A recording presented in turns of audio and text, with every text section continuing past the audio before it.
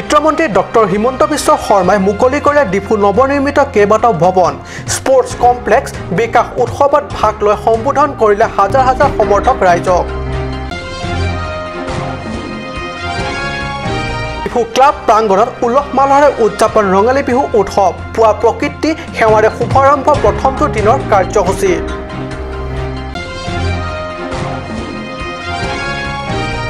হাৱাঘাট ডকমকাত খাদ্য বিক্ৰিয়া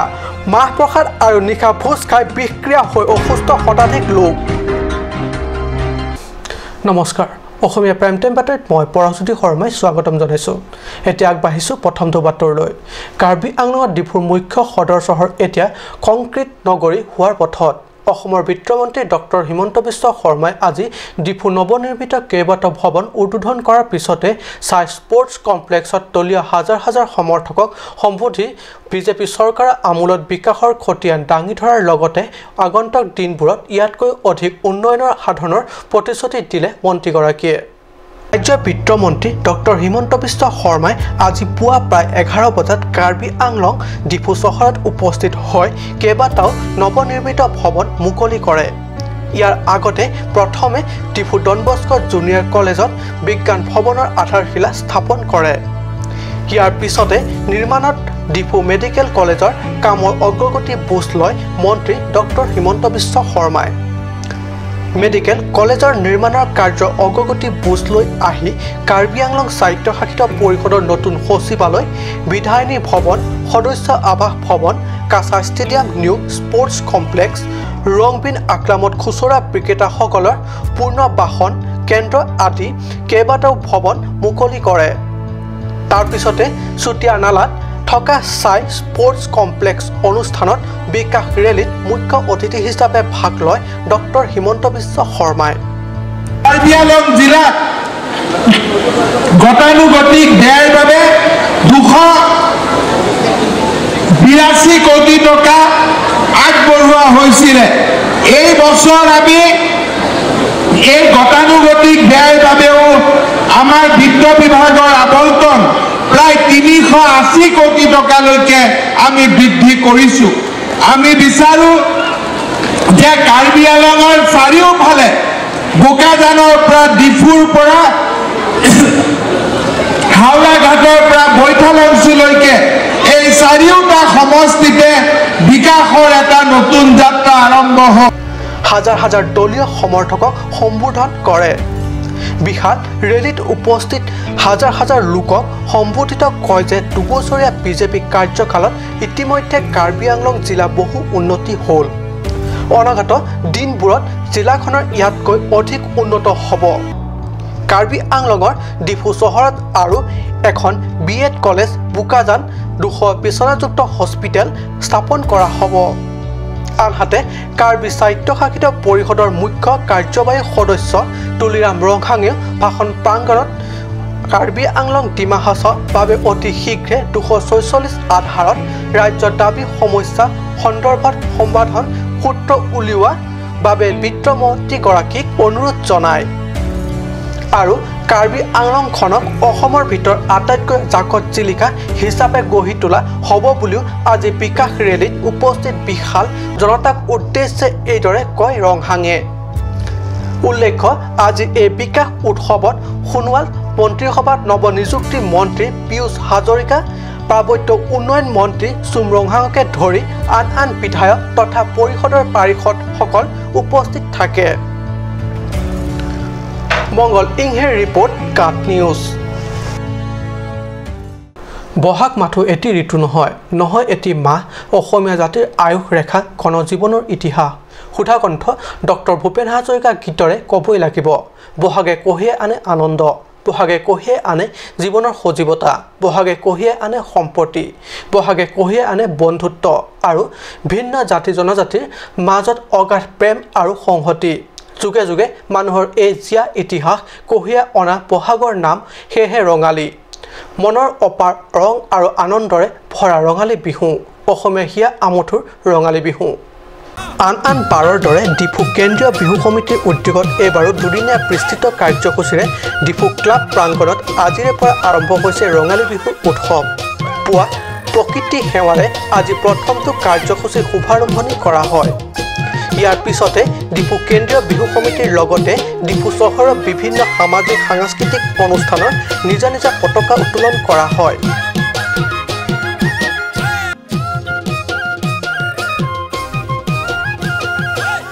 অনুষ্ঠানসমূহৰ নেতৃত্ব স্থানীয় ব্যক্তিসকলে। মুখ্য উত্তোলক হিচাপে কেন্দ্ৰীয় বিহু সমিতি পতাকা উত্তোলন কৰে সমিতিৰ সভাপতি হৃদয়ানন্দ শৰ্মাই।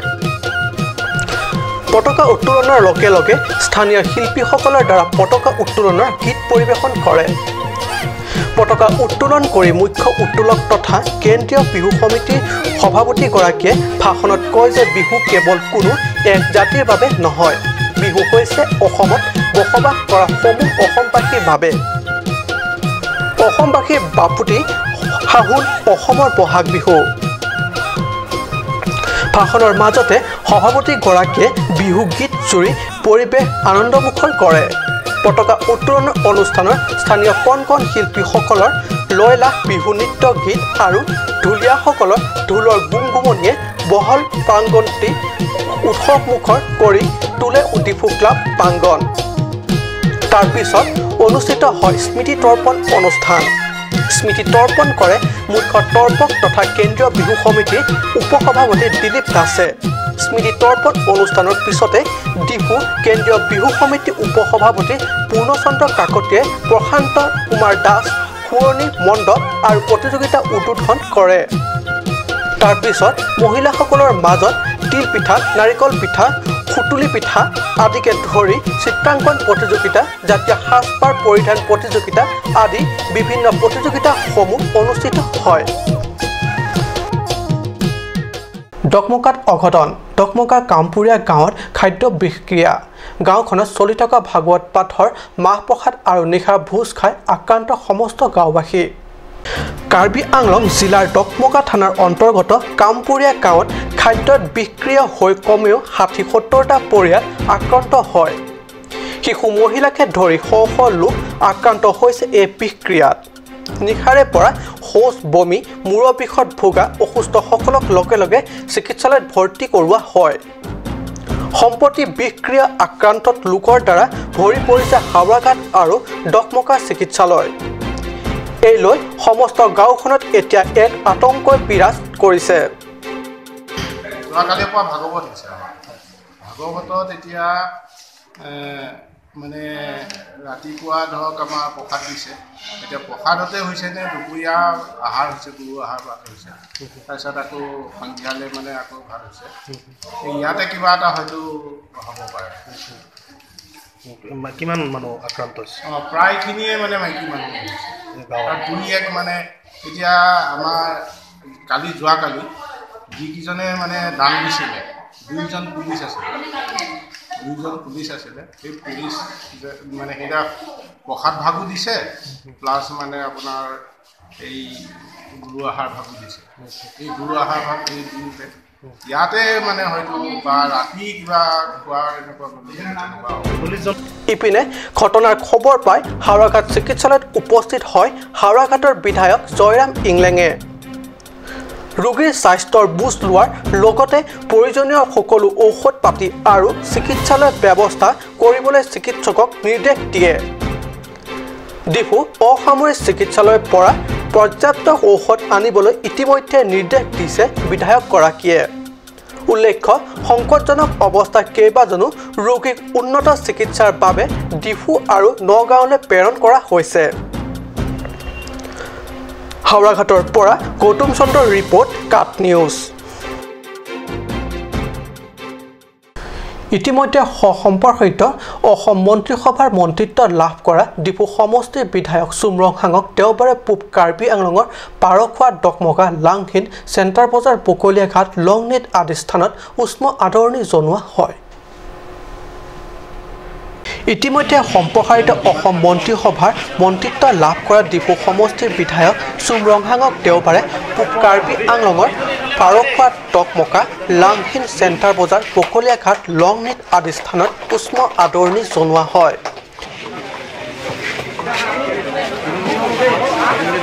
পহ ছয়সংথৰ ফুলাম গামোচাই বিপুল সম্বৰ্ধনা জনোৱা হয় নৱনিযুক্তি মন্ত্ৰীগৰাকীক দলীয় সমৰ্থক আৰু শুভকাংক্ষীৰ আদৰণি গ্ৰহণ কৰি উন্নয়নৰ স্বাৰ্থত সতীৰ্থ বিধায়কসকলৰ লগতে সকলোৰে সহায় সহযোগিতা কামনা কৰে মন্ত্ৰী ৰংহাঙে বকলীয়া ঘাটৰ পৰা ৰাজু কাঠাৰৰ ৰিপৰ্ট কাট নিউজ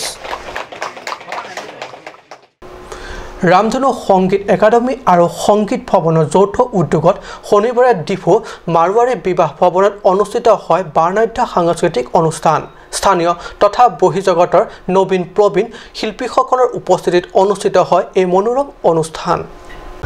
দিনজোৰা কাৰ্যসূচীৰে অনুষ্ঠিত এই সাংস্কৃতিক অনুষ্ঠান আৰম্ভ হয় পৰিচয় পৰ্বসহ সম্বৰ্ধনাৰে অনুষ্ঠানত মুখ্য অতিথি হিচাপে উপস্থিত আছিল সংগীত নৃত্য অংকন আবৃত্তি পৰীক্ষা গ্ৰহণ আৰু গৱেষণা কেন্দ্ৰ সুৰনন্দন ভাৰতীৰ সৰ্বভাৰতীয় সম্পাদক লেখক তথা ভাষা গৱেষক আৰু দেশ বিদেশৰ পৰা বহু পুৰস্কাৰ প্ৰাপক ৰিতেশ ৰঞ্জন চক্ৰৱৰ্তী অনুষ্ঠানত আন অতিথিসকল ক্ৰমে ডিফু চৰকাৰী মহাবিদ্যালয়ৰ অধ্যক্ষ নীৰৱ কুমাৰ শৰ্মা কাৰ্বি সাহিত্য পৰিষদৰ যুটীয়া সচিব ধনেশ্বৰ ইংতি বিশিষ্ট সমাজ সেৱক প্ৰলয় চৌধুৰী মানৱ চক্ৰৱৰ্তী পংকজ ঘোষ দীপক ঘোষকে ধৰি কলকাতাৰ শিল্প ইন্দ্ৰজিৎ সিং সহ বিশিষ্ট ব্যক্তিসকল অনুষ্ঠানৰ আৰম্ভণিতে বালিমাহী কবি ধনেশ্বৰ ইংতিয়ে স্বৰচিত কবিতা পাঠ কৰে শিক্ষক লক্ষীকান্ত মজুমদাৰৰ নেতৃত্বত স্থানীয় উদীয়মান শিল্পীৰ দ্বাৰা তবলা পৰিৱেশন কৰে মইনা চক্ৰৱৰ্তী হিৰণ চন্দ্ৰ দাউলাগাপু হৰহৰাজ সিং অজ্ঞদীপ চৌধুৰী সমুদ্ৰ ৰায় ৰামানুজ দাসৰ তবলা বাদন আছিল আকৰ্ষণীয় তাৰ মাজতে দেৱাঞ্জলি চক্ৰৱৰ্তীৰ নেতৃত্বও আছিল বহু বেছ আকৰ্ষণীয় বেহেলাত ভূপেন্দ্ৰ সংগীতৰ সুৰ তুলি পৰিৱেশন কৰে ঘনকান্ত দৈমাৰী আৰু শতাব্দী মজুমদাৰে ৰবীন্দ্ৰ সংগীত পৰিৱেশন কৰে মৌচুম ঘোষে অনুষ্ঠানত ৰামধেনু সংগীত একাডেমীৰ অধ্যক্ষ ৰুবুল শৰ্মা পৰিচালনাত সমবেত সংগীত পৰিৱেশন কৰে অনুষ্ঠানৰ অন্তিমটো কাৰ্যসূচী হিচাপে লামডিঙৰ জনপ্ৰিয় নৃত্যশিল্পী পূৰ্ণিমা দে আৰু সহশিল্পী দলৰ নৃত্য পৰিৱেশন আছিল অতি মনোৰম আৰু আকৰ্ষণীয় সকলোবোৰ মিলি উক্ত দিনজোৰা কাৰ্যসূচী আছিল অতি আকৰ্ষণীয় যাৰ বাবে অনুষ্ঠিত উপস্থিত দৰ্শকসকলৰ ভূয়সী প্ৰশংসা বুটলিবলৈ সক্ষম হয় শিল্পীসকল বিশেষ প্ৰতিবেদক কাট নিউজ সময় হৈছে এটি চমু বাণিজ্যিক বিৰোধীৰ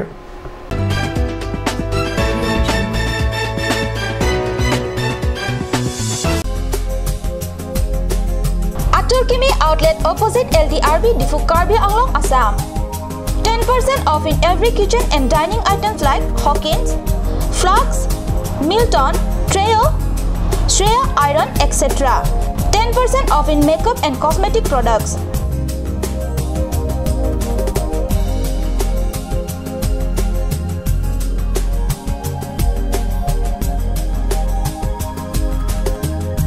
And grocery items.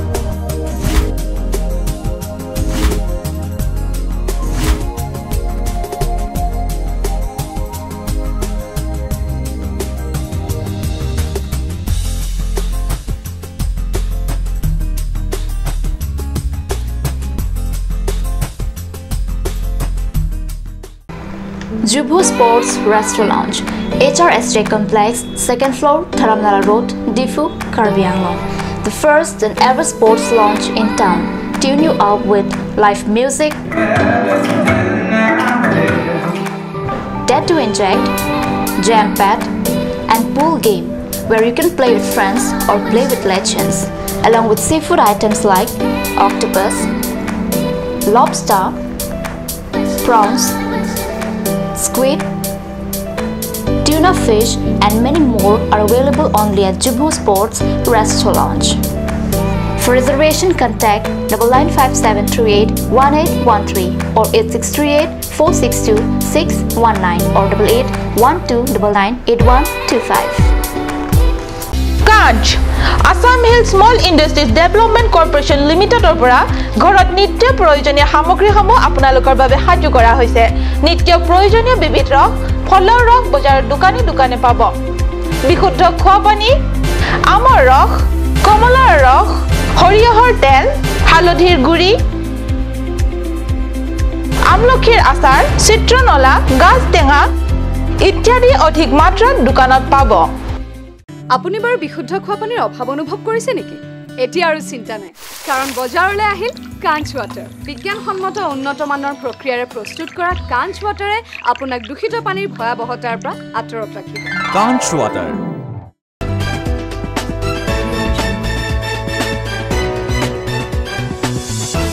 বিৰতি পিছত পুনৰ বাতৰি মজিয়া মৰণ কেতিয়া কোন মুহূৰ্তত আহি লৈ যায় কোনেও ক'ব নোৱাৰে হয় বিশিষ্ট সমাজ সেৱিকা ৰেণু লাহন আৰু নাই তেওঁ এইদৰে আকস্মিক মৃত্যুৱে পুনৰবাৰ মনত পেলাই দিছে জীৱন সঁচাকৈ ক্ষণভংগৰ মৰণ কেতিয়া কোন মুহূৰ্তত আহি লৈ যায় কোনেও ক'ব নোৱাৰে হয় বিশিষ্ট সমাজ সেৱিকা ৰেণু লাহন আৰু নাই তেওঁ এইদৰে আকস্মিক মৃত্যুৱে পুনৰবাৰ মনত পেলাই দিছে জীৱন সঁচাকৈ ক্ষণভংগৰ দিনৰ ভাগত এটি বিবাহ অনুষ্ঠানত গৈ আনন্দ মনেৰে ভোজ ভাত খাই আহি ঘৰত জিৰণি লোৱাৰ পিছতেই দৈনন্দিন ঘৰুৱা কামত লগাৰ পিছতেই এনেদৰে আকস্মিক মৃত্যুক আঁকোৱালি লৈ মহিলাগৰাকীয়ে ডিফুৰ ধৰমনালা নিবাসী চন্দ্ৰকান্ত লাহনৰ পত্নী ৰেণু লাহন উচ্চ ৰক্তচাপজনিত কাৰণত মৃত্যু হয়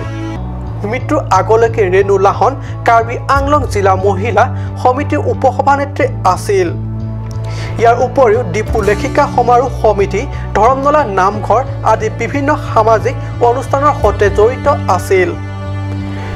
মৃত্যুৰ সময়ত স্বামীৰ সৈতে 2 পুত্ৰ এগৰাকী কন্যা আৰু এগৰাকী বোৱাৰীক ইহ সংসাৰত এৰি থৈ গৈছে মৃত্যুৰ সময়ত তেওঁ বয়স আছিল 70 বছৰ মৃত্যুৰ খবৰ বিয়পি পৰাৰ লগে লগে সমগ্ৰ ডিফু চহৰ জুৰি শোকৰ ছাঁ বিয়পি পৰিছে বিজেপি বিকাশ উৎসৱৰ দিনা আৰু এটা নতুন অধ্যায় আৰম্ভ লুম্বাজং পৰিষদীয় সমষ্টিৰ নিৰ্দলীয় প্ৰাৰ্থী টিংক্ৰেং ৰংপিয়ে লগত 10,000 সমৰ্থকক লৈ বিজেপি বিকাশ উৎসৱৰ দিনা যোগদান কৰি কাৰ্বি আংলং জিলা বিজেপিৰ স্থিতি আৰু মজবুত কৰিলে যি কি নহওক দলক যোগদান কৰি টিংক্ৰেং ৰংপিয়ে তেওঁৰ বিশাল সমৰ্থকৰে বাইক ৰেলী কৰি গৈ বিত্তমন্ত্ৰী ডক্টৰ হিমন্ত বিশ্ব শৰ্মাক উষ্ম আদৰণি জনোৱাৰ লগতে সমৰ্থকৰে সৈতে ৰেলীত উপস্থিত হাজাৰ হাজাৰ জনতাৰ আগতে বিজেপিৰ দলক আনুষ্ঠানিকভাৱে যোগদান কৰে যিহেতুকে আহি আছে সাংসদ নিৰ্বাচন সেয়েহে ইও এটা গুৰুত্বপূৰ্ণ ভূমিকা হ'ব পাৰে বিজেপি দলৰ বাবে বিজেপি বিকাশৰ উৎসৱৰ দিনাই সংঘটিত এক দুৰ্ঘটনা বিত্তমন্ত্ৰী ডক্টৰ হিমন্ত বিশ্ব শৰ্মাৰ বিশাল ৰেলীত যোগদান কৰি নিজ গৃহলৈ উভতাৰ পথত শিলভেটাৰ ওচৰত ঘটে এই দুৰ্ঘটনা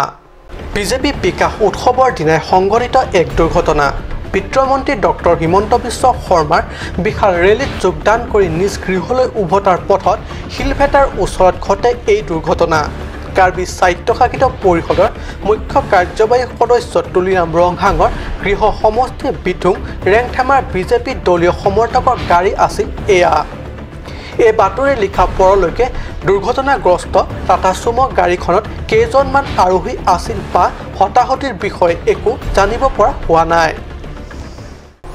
আজি অসমীয়া প্ৰাইম টাইম বাতৰি ইমানতে সামৰিছোঁ ধন্যবাদ